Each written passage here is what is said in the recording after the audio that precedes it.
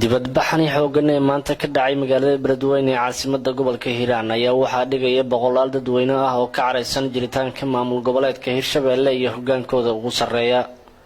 dadkii banaanbaxa dhigaya ayaa ku dhawaaqay Hirshabeelle dooni mayno iyo erayo kale. waxa ay gubeen calanka Hirshabeelle, waxa ay taayiro ku gubeen wadada laamiga ah ee Beledweyne dhaxmarta iyaga oo dhagxaan ku rogay wadada laamiga ah. waxaana xusid mudan in isu socodka dadka iyo gaadiidka uu hakaday inta banaanbaxan uu socday. qaar ka mid ah dadkii banaanbaxa dhigay ayaa ka dalbaday dawladda dhexe ee Soomaaliya in ay soo farageliso xaaladda ka taagan magaalada Beledweyne. dadkii hadlay ayaa sheegay inaysan dooneynin in madax ka socota Hirshabeelle Beledweyne ay soo gaarto, maadaama ay ka warheleen xog sheegaysa in madaxweynaha Hirshabeelle saacadaha soo aadan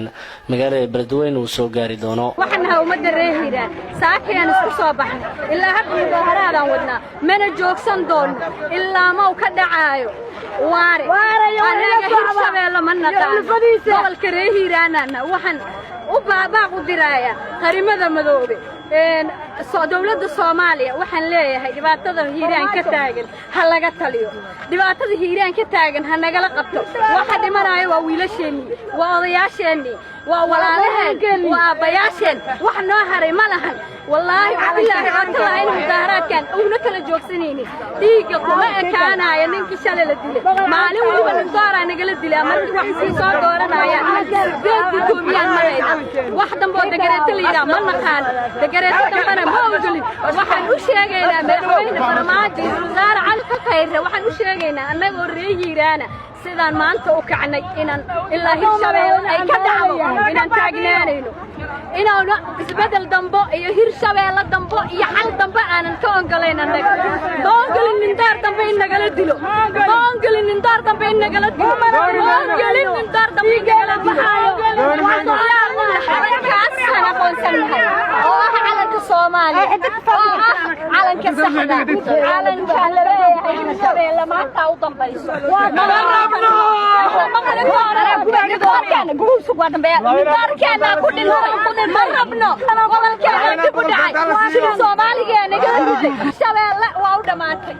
waara waxaan u sheegayaa asoo nabad qabo yimiday asoo nabad qaba ha baxo hadoonu calaado sokeey rabin oo dhiig kala abuuri rabin hadoo islaan yahay oo ummadda Maxamed sheegto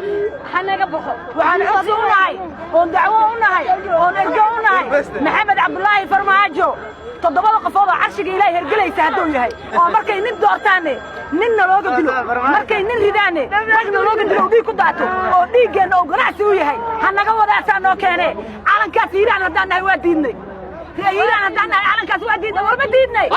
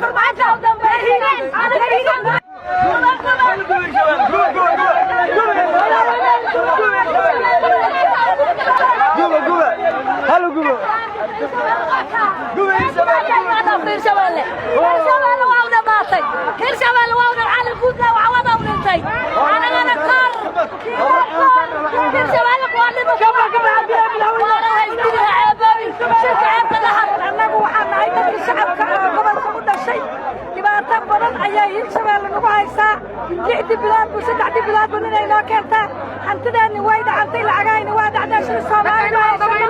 تكاين وانا لقينا ستري ستري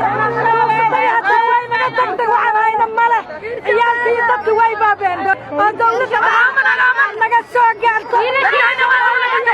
دوني مايا كتير ربنا هو دوني مايا تقول ناس بدلنا شقي مايا تك إسلام كمان waxaan sheegaya ummadda Soomaaliyeed meel kasta oo joogto waxaan sheegaya adduunweynaha inta ku nool ummadda Soomaaliyeed danaynaysa waxaan u sheegaya culimada diinka muslimka oo adduunweynaha jooga waxaan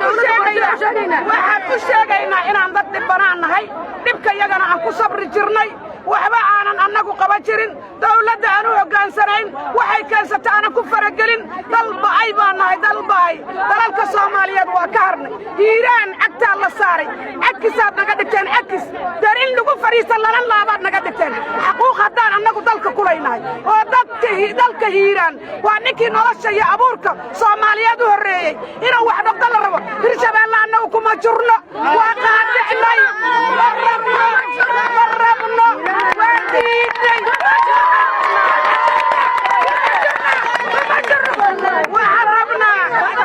waxaan rabnaa maamul madax bannaan inaan helno waxaan rabnaa oo dalkooda iyo dantooda u xura inaan noqonno. banaanbaxan maanta ka dhacay beledweyne ayaa kusoo beegmaya xilli madaxweynaha hirshabeelle maxamed cabdi waare oo gelinkii dambe ee maanta beledweyne soo gaaray islamarkaana uu ku sugan yahay fariisinka ciidamada amisom ee duleedka bari ee beledweyne ku yaala. waxaa laga cabsi qabaa in haddii madaxweyne waare uu gudaha usoo galo beledweyne isku dhacyo hor leh iyo banaanbaxyo aada u xoogan gudaha magaalada ay ka dhacaan. kacdoonkan shacab ee beledweyne dadka ku nool ay bilaabeen ayaana bilowday